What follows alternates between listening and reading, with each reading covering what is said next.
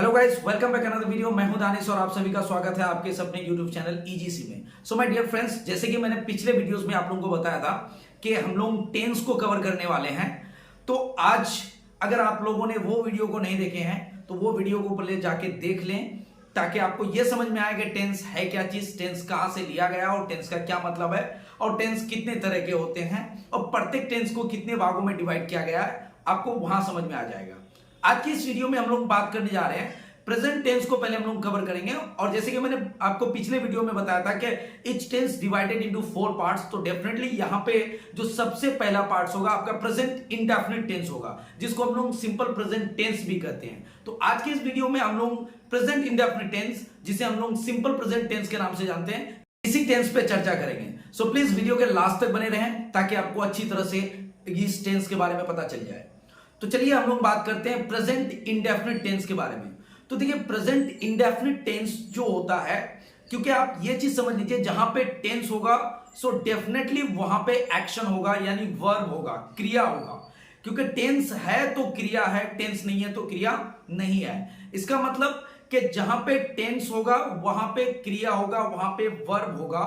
तो यहां पे प्रेजेंट इंडेफिनिट टेंस में किस तरह की एक्शन होगी, तो मैं आपको बता दूं कि प्रेजेंट इंडेफिनिट टेंस में ऐसे काम को बताया जाएगा जो अनिश्चित तरीके से किया जाएगा।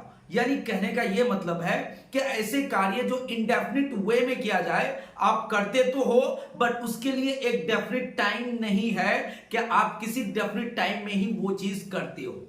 फॉर एग्जाम्पल लेते हैं, जैसे कि आप इस प्रेजेंट इंडेफिनिट टेंस में किसी इंडेफिनिट एक्शन को बताओ, या फिर आप रूटीन एक्शन को बताओ, जो आप रूटीन में आप जो कार्य करते हो, जैसे डेली रूटीन में जो कार्य करते हो, या फिर हैबिचुअल एक्शन को आप बताओ जो आपका जो करने की आदत है।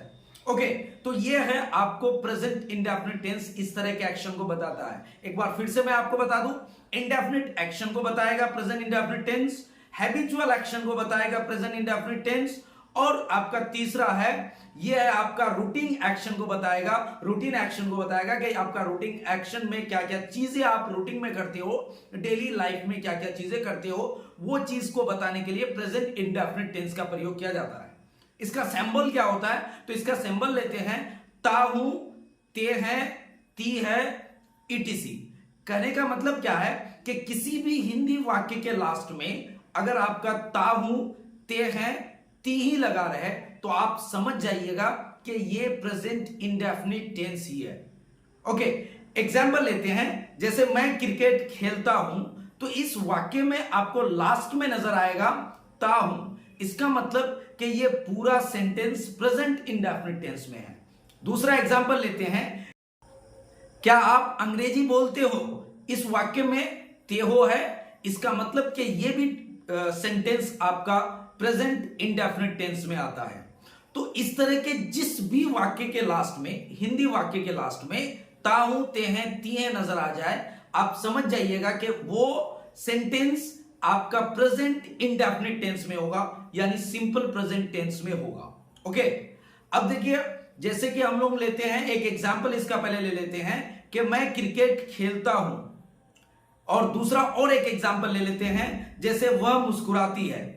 दोनों वाक्य के लास्ट में ताहू, ते हैं, ती हैं में से कोई है, इसका मतलब ये प्रेजेंट इंडेफिनिट टेंस के अंतर्गत आते हैं। इसे बनाने के लिए सबसे पहले हम लोगों को स्ट्रक्चर लेना पड़ेगा, और प्रेजेंट इंडेफिनिट टेंस का असर्टिव सेंटेंस जो आता है, जिसे पॉजिटिव कहते हैं, पॉजिटिव सेंटेंस का स्ट्रक्चर होता है सब्जेक्ट V1 या V5 plus other word. Other word ये हो भी सकता है, नहीं भी हो सकता है। यहां पे बात करते हैं हम लोग V1 या V5 की, मतलब कि वर्ब के जो फिफ्थ फॉर्म होते हैं, 5 फॉर्म होते हैं, उन 5 फॉर्म में से आपको वर्ब 1 या तो वर्ब 5 की जरूरत पड़ेगी। अब यहां पे सबसे बड़ी समस्या ये आती है कि कहां पे वर्ब 1 या फिर कहां पे वर्ब 5 लगाया जाता है। तो देखिए कि अगर subject I, you, we, they, names, these, those, इनमें से कोई भी अगर सब्जेक्ट आ जाए तो इनके साथ V1 लगाना है। He, she, it, name, this, that, इनमें से कोई भी एक सब्जेक्ट आ जाए तो इनके साथ V5 लगाना है। इसको आप लोग नोट कर लीजिएगा। I, you, we, they, names, these those, ये सब्जेक्ट अगर आए तो आप याद रखें कि V1 लगेगा, यानी वर्ब का पहला फॉर्म लगेगा। और यदि he, she, it, name, this, that आ जाए तो यहां पे याद रखिएगा कि फिफ्थ फॉर्म ऑफ वर्ब लगेगा, यानी वर्ब का पांचवा फॉर्म लगेगा। ओके, अब हम लोग लेते हैं, जैसे कि पहला वाक्य था कि मैं क्रिकेट खेलता हूं, तो यहां पे नजर आता होगा सबसे पहले इस वाक्य में सब्जेक्ट को देखें, क्योंकि आपके स्ट्रक्चर में सब्जेक्ट है। तो मैं क्रिकेट खेलता हूं, यहां पे खेलने का काम किया जा रहा है, इसका मतलब खेलना आपका वर्ब है, और खेलने का काम को कौन करता है, तो वो है मैं। इसका मतलब जो कार्य करेगा वो सब्जेक्ट कहलाएगा, यानी मैं यहां पे खेलने का काम करता हूं, इसका मतलब कि मैं सब्जेक्ट हूं। ओके, तो यहां पे सब्जेक्ट के जगह पे आई लिखूंगा, ये रहा आई, क्योंकि सब्जेक्ट यहां पे आई आया है, इसलिए हम लोग वर्ब 1 का प्रयोग करेंगे, इसलिए यहां पे लगाएंगे आई प्ले, और अदर वर्ड या ऑब्जेक्ट आपका क्रिकेट है, तो अब हम डालेंगे क्रिकेट। सो यहां पे बनेगा आई प्ले क्रिकेट। ओके, दूसरा एग्जांपल था कि वह मुस्कुराती है, यहां पे सब्जेक्ट कौन है, वह है, और ये फीमेल के लिए इस्तेमाल किया गया है क्योंकि वह मुस्कुराती है। यहां पे काम कौन सा हो रहा है, मुस्कुराने का, इसका मतलब ये मुस्कुराने का काम कौन करती है, वह, इसका मतलब जो कार्य करेगा वो कौन, क्या कहलाएगा, सब्जेक्ट कहलाएगा, यानी शी जो है ये आपका सब्जेक्ट हो जाएगा। अब यहां पे चूंकि सब्जेक्ट सी आया है, इसलिए वर्ब के फॉर्म के लिए चुनाव करना है हम लोगों को कि V1 लगेगा या वर्ब 5 लगेगा। तो यहां पे देखिएगा कि सब्जेक्ट सी है, इसका मतलब वर्ब 5 लगेगा। स्माइल होता है आपका V1, क्योंकि मुस्कुराने का स्माइल होता है, मुस्कुराने का वर्ब होता है स्माइल, और स्माइल आपका वर्ब 1 है, इसका मतलब हमें वर्ब 5 चाहिए, तो हम लोग यहां पे एस लगाएंगे, खुद ब खुद वर्ब 5 बन जाएगा। सो यहां पे क्या इस्तेमाल करेंगे, शी स्माइल्स, शी स्माइल्स। तो ये था आपका पॉजिटिव सेंटेंस। पॉजिटिव सेंटेंस के बाद आता है हम लोगों का नेगेटिव। नेक्स्ट होता है नेगेटिव सेंटेंस। नेगेटिव सेंटेंस के लिए हम लोग स्ट्रक्चर लेंगे, और स्ट्रक्चर है सब्जेक्ट, उसके बाद V1 का हेल्पिंग वर्ब डू, V5 का हेल्पिंग वर्ब डज, उसके बाद नेगेटिव के लिए नॉट इस्तेमाल करेंगे, उसके बाद वर्ब 1।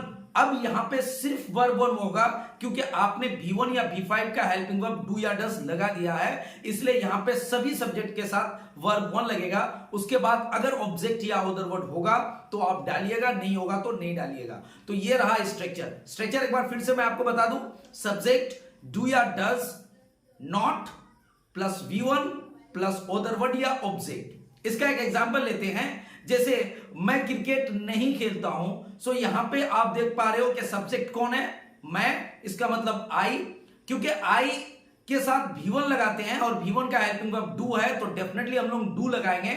सो आई डू, उसके बाद जब डू लग गया तो डज की हमें जरूरत नहीं पड़ेगी, उसके बाद हम लोग लगाएंगे नॉट, उसके बाद वर्ब 1 लगाएंगे प्ले क्रिकेट। सो इसको हम लोग कैसे बोलेंगे, I do not play cricket, या फिर हम लोग इसे बोल सकते हैं I don't play cricket.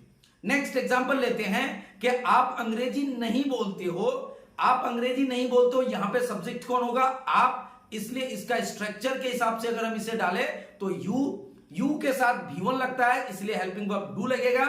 So you do, जब डू लग गया तो हमें डज देने की जरूरत नहीं है। So you do not speak English, so you do not speak English, इसे हम लोग यू डोंट स्पीक इंग्लिश भी बोल सकते हैं। ओके, नेक्स्ट और एक एग्जांपल लेते हैं कि मोहन मुझसे बात नहीं करता है, ये भी नेगेटिव है। यहां पे सब्जेक्ट कौन है, मोहन, कोई एक नाम आ गया और ये सिंगुलर है, इसलिए इनके साथ V5 लगता है। सो सब्जेक्ट कौन होगा, मोहन, मोहन के साथ V5 लगेगा और V5 का हेल्पिंग वर्ब डज लगता है। सो हम लोग बोलेंगे Mohan does not talk to me. Talk means होता है बात करना, और ये V1 है और सबके साथ V1 लग जाता है क्योंकि यहां पे डज इस्तेमाल किया गया है। So Mohan does not talk to me, इसको हम लोग बोल सकते हैं Mohan doesn't talk to me. तो ये था आपका नेगेटिव सेंटेंस। अब हम बात करते हैं इंटेरोगेटिव सेंटेंस। सो इंट्रोगेटिव सेंटेंस का स्ट्रक्चर होता है, इंट्रोगेटिव सेंटेंस का स्ट्रक्चर होता है डू या does, subject V1, other word हो भी सकता है या नहीं भी हो सकता है। इसका एग्जांपल लेते हैं, क्या आप क्रिकेट खेलते हो, सो क्या पहले आ गया है, इस क्या के लिए व्हाट नहीं लगाते क्योंकि ये इंट्रोगेटिव सेंटेंस है, इसलिए यहां पे डू या डज पहले आएगा। क्योंकि अब यहां पे डू या डज पहले आ चुका है, सब्जेक्ट आप है, आपके साथ डू लगेगा, इसलिए हम डू इस्तेमाल करते हैं। Do you play cricket? So do you play cricket. Next और एग्जांपल लेते हैं कि क्या राम आपसे बात करता है? सो यहां पे क्या पहले आ गया है? राम है, सिंगुलर है, एक नाम है, सिंगल नेम है, इसलिए इनके साथ V5 लगता है और V5 के लिए डज इस्तेमाल करते हैं। So does Ram talk to you? Does Ram talk to you? Next लेते हैं interrogative negative sentence. Interrogative negative sentence में आते हैं आपके, इसका स्ट्रक्चर है डू या does, subject, not, V1, other word या ऑब्जेक्ट। ये हो भी सकता है, नहीं भी हो सकता है। एग्जाम्पल लेते हैं कि क्या आप चाय नहीं पीते हैं? क्या आप चाय नहीं पीते हैं? इसको हम लोग कैसे बनाएंगे? क्योंकि सब्जेक्ट आप है यानी यू है और यू के साथ V1 लगता है, V1 का हेल्पिंग वर्ब डू लगता है और स्ट्रक्चर में डू पहले है। सो यहां पे हम लोग डू पहले लिखेंगे। So do you not take tea? Do you not take tea? Take tea का मतलब होता है चाय पीना। So do you not take tea? इसको हम लोग डू और नॉट को एक साथ मिला के भी बोल सकते हैं। So don't you take tea? Don't you take tea? Next example और लेते हैं, क्या आप अंग्रेजी नहीं बोलते हो? सो यहां पे फिर सब्जेक्ट यू है, इसलिए हम लोग डू लगाएंगे। सो do you not speak English? इसको हम लोग ऐसे भी बोल सकते हैं, don't you speak English. Next और एक एग्जांपल लेते हैं, क्या वह खाना नहीं खाती है? क्या वह खाना नहीं खाती है? इसको हम लोग कैसे बनाएंगे? यहां पे सब्जेक्ट कौन है? वह, और यहां पे खाती है इसका मतलब फीमेल के लिए, इसलिए हम लोग शी इस्तेमाल करेंगे। अब शी के साथ हम V5 इस्तेमाल करते हैं और इसका हेल्पिंग वर्ब क्या आ जाएगा? डज आ जाएगा। तो क्या वह खाना नहीं खाती है? Does she not eat food? Does she not eat food? Eat means खाना, ये V1 है आपका, क्योंकि सबके साथ अब V1 लगेगा, इसलिए does she not eat food. इसको हम डज और नॉट को एक साथ मिला सकते हैं। सो बोल सकते हैं doesn't she eat food? So doesn't she eat food. Next लेते हैं WH सेंटेंस। WH सेंटेंस क्या होता है? जिसमें WH वर्ड रहते हैं। मैं आप लोगों को सबसे पहले WH वर्ड के बारे में बता दूं। WH ऐसे वर्ड होते हैं जो WH से शुरू होता है और इसका प्रयोग क्वेश्चन करने के लिए किया जाता है। कुछ मैं WH वर्ड आप लोगों को बता दूं, जैसे Y, WHY, Y मीन्स होता है क्यों। यहां पे WH से शुरू हुआ है और क्यों का प्रयोग सवाल करने के लिए करते हैं। उसी तरह होता है व्हाट मीन्स क्या, वेयर मीन्स कहां, व्हेन मीन्स कब, हु मीन्स कौन। इस तरह के और भी आपके WH वर्ड है, आप लोग अभी इसी से काम चलाइए। यहां पे हम लोग WH सेंटेंस लेते हैं। WH सेंटेंस के लिए स्ट्रक्चर होगा WH वर्ड, उसके बाद होगा डू या डज, फिर होगा सब्जेक्ट, उसके बाद होगा वर्ब 1, उसके बाद होगा ऑब्जेक्ट या अदर वर्ड। स्ट्रक्चर एक बार फिर से सुन लीजिए, WH वर्ड, डू या डज, सब्जेक्ट, V1 और फिर होगा अदर वर्ड। ये हो भी सकता है, नहीं भी हो सकता है, क्योंकि यहां वाक्य में स्ट्रक्चर में सबसे पहले डू या डज आया है, सॉरी सबसे पहले WH वर्ड आया है, इसलिए आप जब इसको इंग्लिश में ट्रांसलेट करें तो सबसे पहले WH वर्ड दे, उसके बाद डू या डज ही दे। एक एग्जांपल लेते हैं, जैसे आप क्यों रोते हो? तो यहां वाक्य में क्यों वर्ड आ गया है और क्यों जो है ये आपका WH वर्ड है। इसका मतलब यहां पे आपको WH सेंटेंस से बनाना पड़ेगा। आप क्यों रोते हो तो क्यों का इंग्लिश को पहले दे, क्योंकि स्ट्रक्चर में WH वर्ड पहले है। सो वाई, आप क्यों रोते हो, यहां पे सब्जेक्ट आप है इसलिए डू लगेगा। So why do you weep? Why do you weep? दूसरा और एग्जांपल लेते हैं, वह कैसे खेलती है? वह कैसे खेलती है? यहां पे कैसे WH वर्ड है। So how does she play? वह कैसे खेलती है? How does she play? तुम कैसे जाते हो? So how do you go? तुम कैसे जाते हो? How do you go? Next लेते हैं और ये लास्ट है WH negative sentence. WH negative sentence में हम लोग इसका स्ट्रक्चर लेते हैं, बस कुछ नहीं करना है, WH सेंटेंस के साथ जो है यहां सब्जेक्ट के जस्ट बाद नोट लगा देना है। जैसे लेते हैं WH वर्ड प्लस डू या does, subject, not, verb 1 plus object या अदर वर्ड हो भी सकता है, नहीं भी हो सकता है। नेक्स्ट इसका एक एग्जांपल लेते हैं, आप क्यों नहीं समझते हो? यहां पे देखो क्यों भी है और नहीं भी है, इसका मतलब यह WH नेगेटिव सेंटेंस है। तो इसको हम लोग कैसे बना सकते हैं? वाई, सब्जेक्ट यू है इसलिए डू लगेगा।